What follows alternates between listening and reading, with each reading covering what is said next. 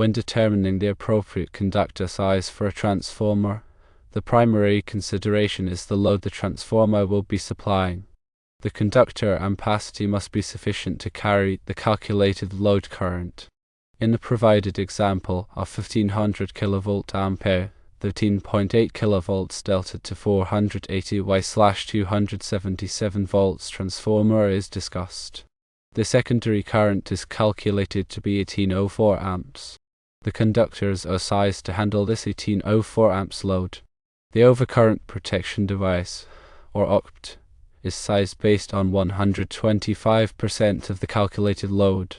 In this case, 125% of 1804 amps yields 2255 amps.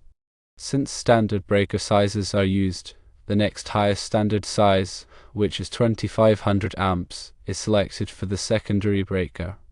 It's crucial to understand that the conductors are not sized to match the overcurrent protection device rating.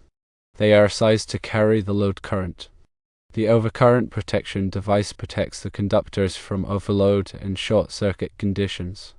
Selecting an overcurrent protection device that is too large relative to the conductor ampacity would leave the conductors vulnerable to damage from overloads.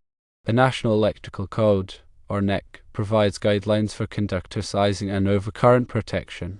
Several factors influence the selection of conductor size, including ampacity, temperature rating, and installation conditions. Ampacity refers to the current carrying capacity of a conductor. The NEC provides tables that list the ampacity of different conductor sizes based on their insulation type and temperature rating. The temperature rating of a conductor indicates the maximum temperature the conductor can withstand without degradation. Conductors installed in high-temperature environments require a higher temperature rating. Installation conditions also affect conductor ampacity. Conductors installed in conduit or cable trays have a lower ampacity than conductors installed in free air. This is because conductors in conduit or cable trays are less able to dissipate heat. To determine the appropriate conductor size, you must first calculate the load current. For a three-phase transformer, the secondary current can be calculated using the following formula: the apparent power in volt amperes divided by the product of the square root of 3 and the voltage.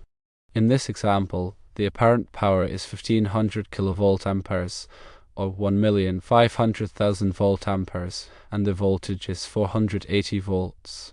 Therefore, the secondary current is 1,500,000 volt amperes divided by the product of the square root of 3 and 480 volts, which equals approximately 1804 amps. Once the load current is calculated, you must apply any applicable correction factors or adjustment factors. Correction factors are applied to account for ambient temperature. Adjustment factors are applied to account for the number of current-carrying conductors in a raceway or cable. After applying any correction or adjustment factors, you can select the appropriate conductor size from the NEC ampacity tables. The selected conductor must have an ampacity equal to or greater than the calculated load current. In this example, the conductors must have an ampacity of at least 1804 amps. Multiple conductors can be used in parallel to achieve the required ampacity. When conductors are installed in parallel, they must be the same length, material, size, and insulation type. They must also be terminated in the same manner. The overcurrent protection device must be sized to protect the conductors from overload and short-circuit conditions. The NEC specifies the maximum overcurrent protection device rating for different conductor sizes. In general, the overcurrent protection device rating should not exceed the conductor ampacity. However, there are some exceptions to this rule. For example, the NEC allows the use of the next highest standard overcurrent protection device rating if the calculated overcurrent protection device rating does not correspond to a standard size. In this example, 125% of the 1804 amps load yields 2255 amps. The next standard breaker size is 2500 amps. The overcurrent protection device must also be selected based on its interrupting rating. The interrupting rating is the maximum fault current that the overcurrent protection device can safely interrupt. The interrupting rating must be greater than the available fault current at the point of installation. Available fault current calculations are critical for electrical safety. The NEC requires that electrical equipment be marked with its short circuit current rating, also known as the withstand rating.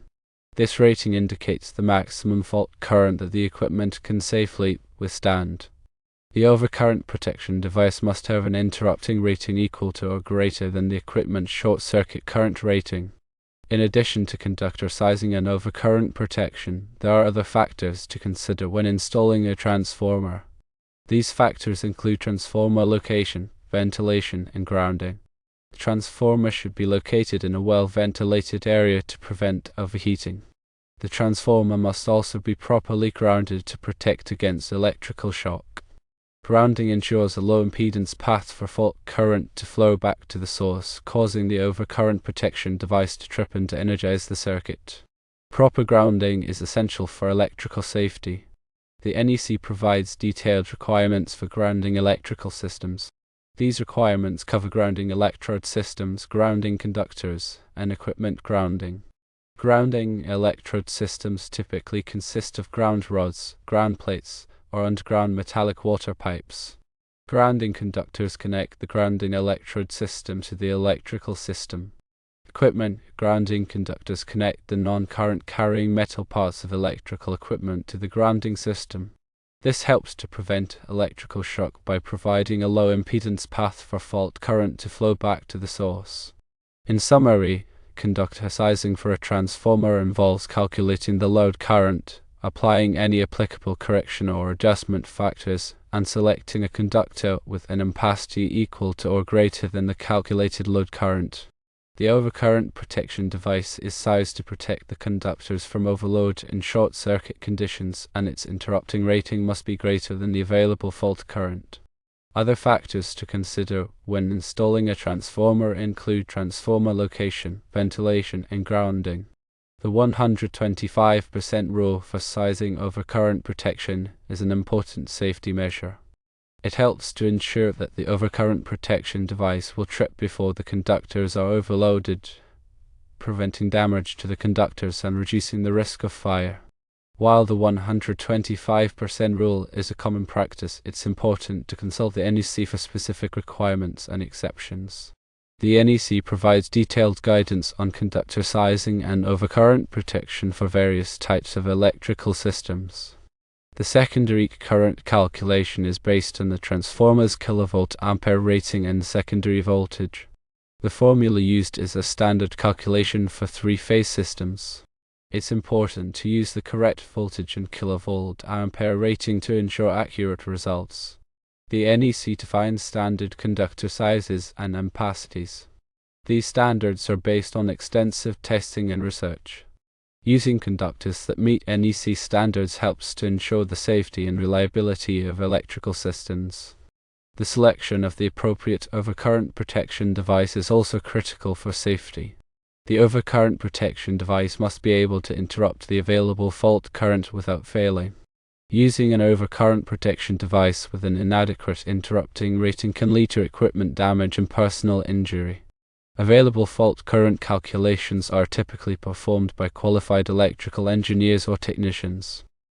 These calculations involve complex formulas and require a thorough understanding of electrical systems.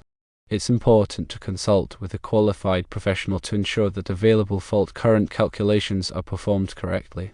The NEC is updated regularly to reflect changes in technology and industry best practices.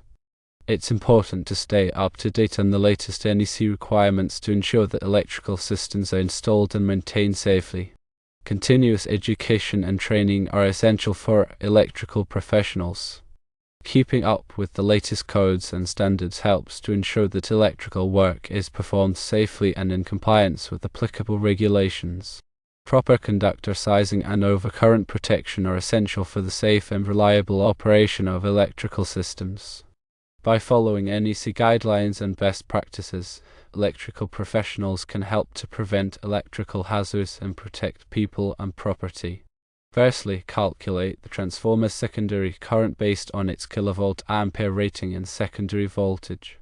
Secondly, apply the 125% rule to determine the appropriate size of the overcurrent protection device. Thirdly, select conductors with an ampacity equal to or greater than the calculated load current, taking into account any applicable correction or adjustment factors. 1. Ensure that the overcurrent protection device has an interrupting rating sufficient to handle the available fault current. 2. Properly ground the transformer and associated equipment to protect against electrical shock. 3. Consult the NEC for specific requirements and exceptions related to conductor sizing and overcurrent protection. Understanding the principles of conductor sizing and overcurrent protection is crucial for anyone working with electrical systems. By following the guidelines and best practices outlined in the NEC, electrical professionals can help to ensure the safety and reliability of electrical installations. The information presented here is intended for educational purposes only and should not be considered a substitute for professional engineering advice. Always consult with a qualified electrical engineer or technician before performing any electrical work. Safety should always be the top priority when working with electrical systems. To energize circuits before working on them and use appropriate personal protective equipment, such as gloves and safety glasses.